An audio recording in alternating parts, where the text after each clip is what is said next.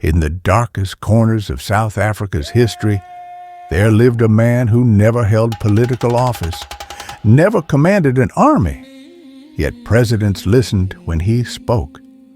A man whispered about in secret, feared in daylight, and consulted at night. His name was Khotso Sethuntsa.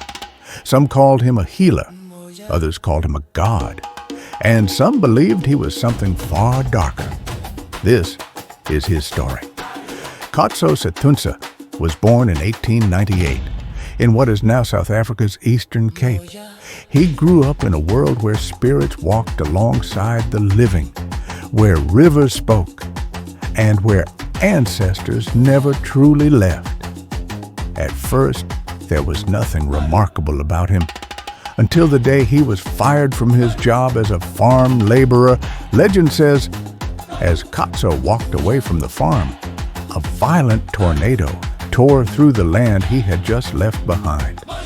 From that moment on, people whispered, "This man does not just walk with nature, nature answers him." Khotso Sethuntsa would become one of the most famous herbalists in South African history.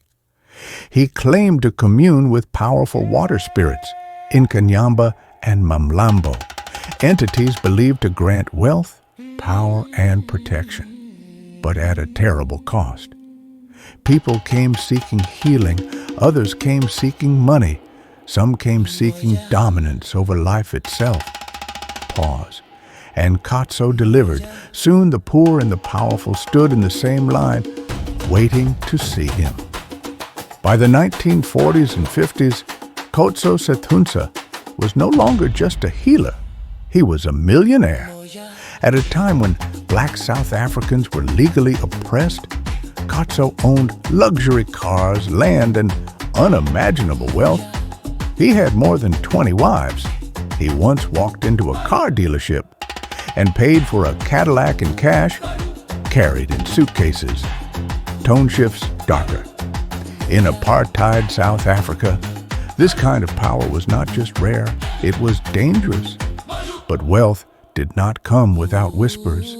There were stories of rituals so dark they were never spoken about openly. Rituals said to require the ultimate sacrifice, not an enemy, but someone close, a child, a sibling, a bloodline. Silence for 2 seconds. Whether these stories were truth, exaggeration, or fear itself, no one can say for certain. But one thing is clear. People believed, and then came the most shocking chapter of all. Khotso Sethuntsa was allegedly consulted by some of the most powerful men in South Africa's history, including Hendrik Verwoerd, the architect of apartheid. The very man who publicly believed black people were inferior privately sought the help of a black spiritualist. Pause.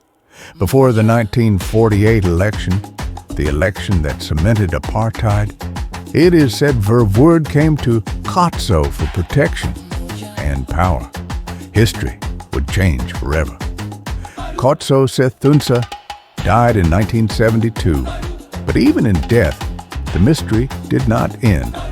Some say his body was buried with unimaginable wealth. Others say it was never buried at all. Grave robbers searched, believers waited, skeptics laughed. Soft echo. The legend lived on. Was Khotso Sethuntsa a healer, a con man, a spiritual bridge between old Africa and modern power? Or was he proof that belief itself is the most powerful force of all? In a world ruled by fear, he mastered it. What do you believe? Was Khotso Sethuntsa a myth or a man who shaped history from the shadows? Comment below. Subscribe for more untold African history.